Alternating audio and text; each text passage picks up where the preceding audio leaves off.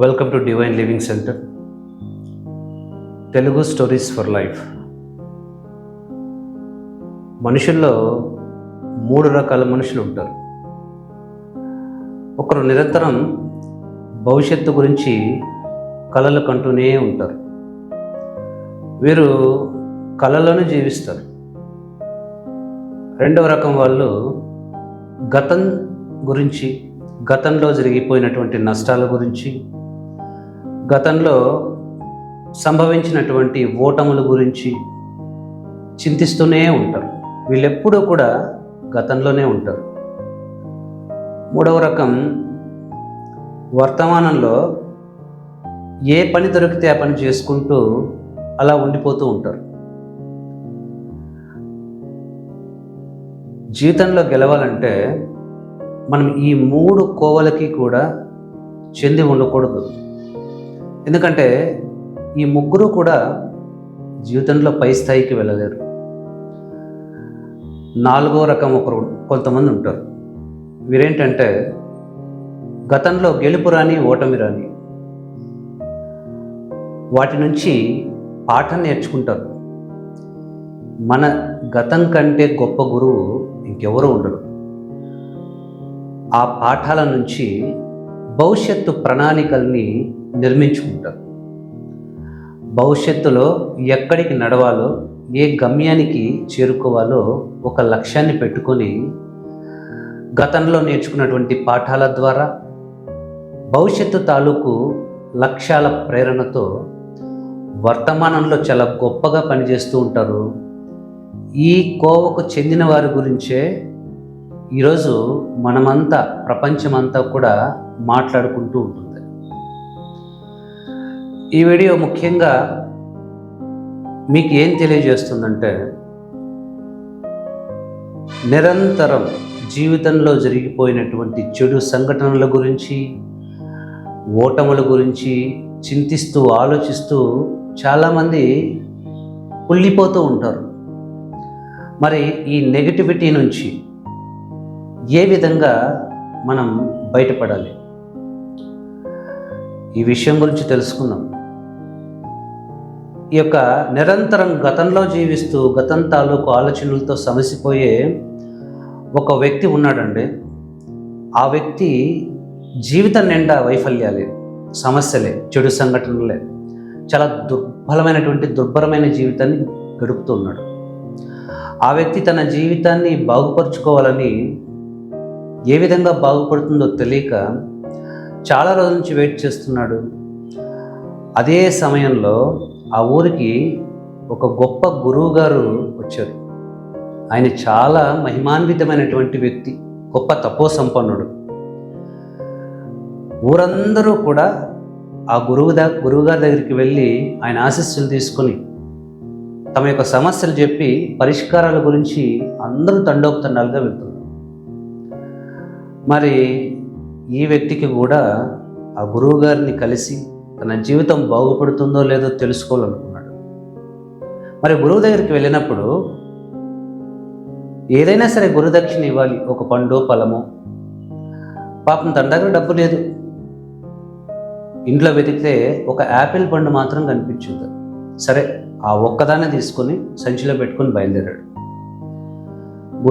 గురువుగారి దగ్గర తండోపతండాలుగా జనాలు ఉన్నారు. ప్రతి ఒక్కళ్ళు ఆయన పాదాలు నమస్కరించుకుంటూ వారి యొక్క సమస్యల్ని సెలవిస్తూ పరిష్కారాలను తెలిసేసుకుంటూ వెళ్ళిపోతూ ఉన్నారు. ఇతను చాలాసేపు వెయిట్ చేశాడు, చాలాసేపు వేచి ఉన్నాడు. అందరూ ఒక్కొక్కరు వెళ్ళిపోసాగారు.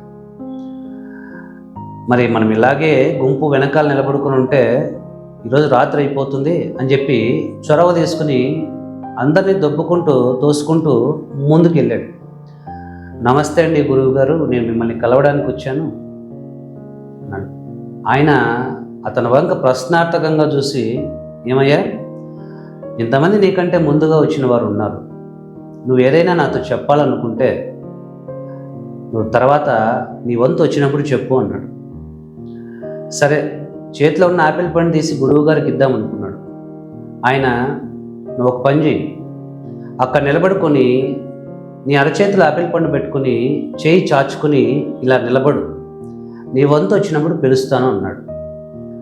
సరే, ఇలాగా చేయి ముందుకు చాచుకొని చేతిలో ఆపిల్ పెన్ను పెట్టుకొని అలా నిలబడుకున్నాడు.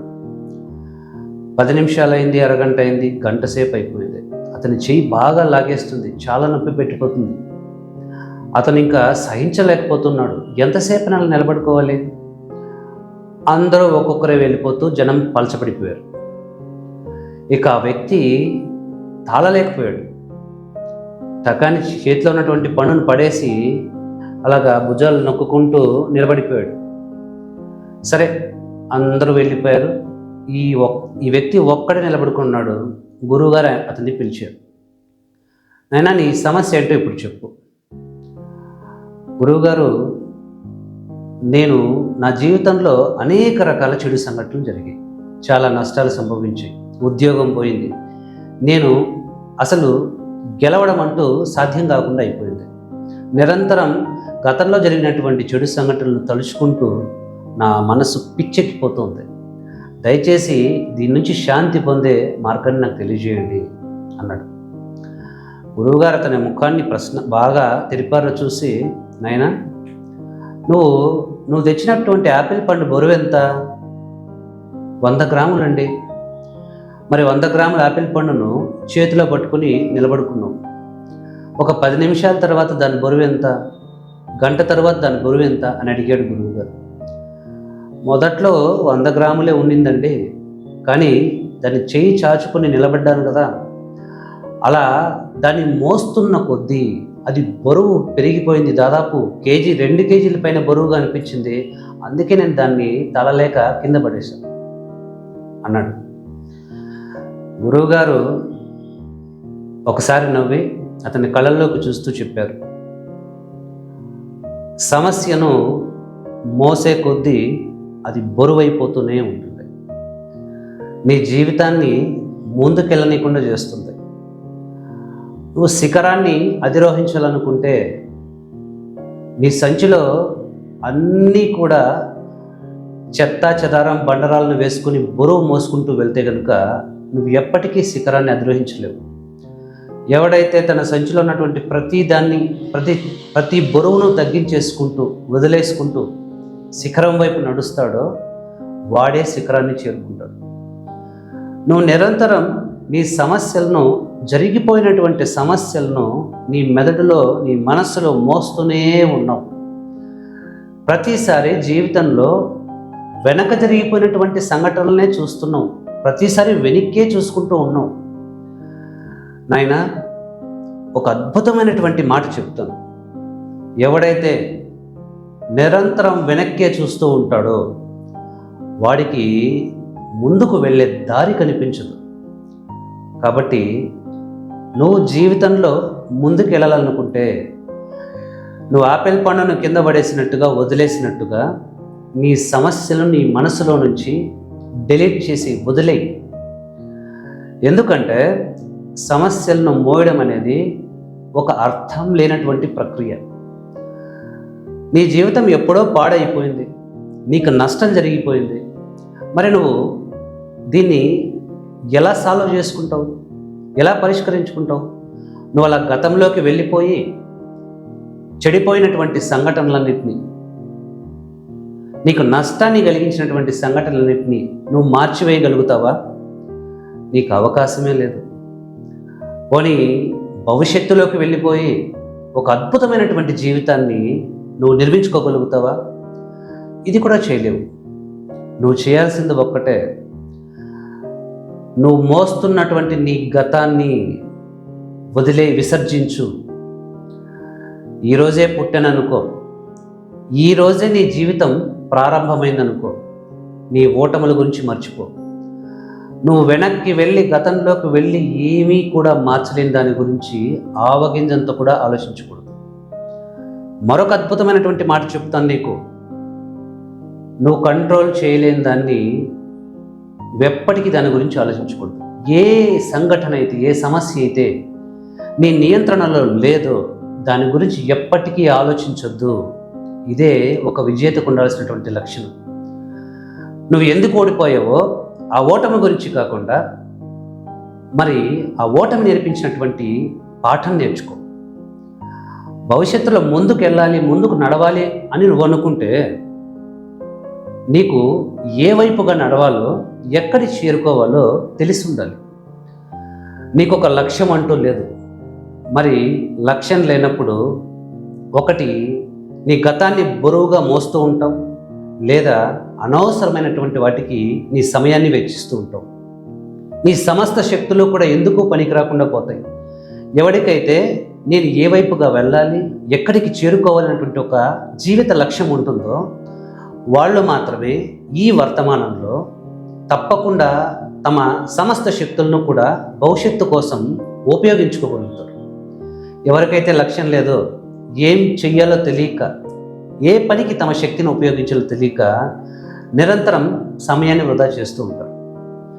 మనం భవిష్యత్తులోకి వెళ్ళలేం, గతంలోకి వెళ్ళలేం.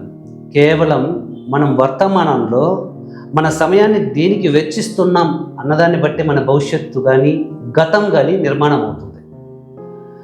మంచి భవిష్యత్తు ఉండాలన్నా, మంచి గతం ఉండాలన్నా మనం అర్థం చేసుకోవాల్సింది ఒకటే: వర్తమానంలో గొప్పగా పనిచేయడమే, వర్తమానాన్ని ఉపయోగించుకోవడమే. కేవలం వర్తమానం మాత్రమే మన జీవితాన్ని మార్చేందుకు మనకు సహకరిస్తుంది, మనకు అవకాశం ఉంది. కాబట్టి ఈ క్షణం నుంచే నువ్వు ఫ్రెష్గా, తాజాగా ఈరోజు జన్మించానని భావించు. ఈరోజు నుంచి గొప్ప ప్రణాళిక వైపుగా, లక్ష్యం వైపుగా నీ ప్రయాణం ప్రారంభించు. మళ్ళీ చెప్తున్నాను, సమస్యను మోసే కొద్దీ అది బరువు అయిపోతూనే ఉంటుంది.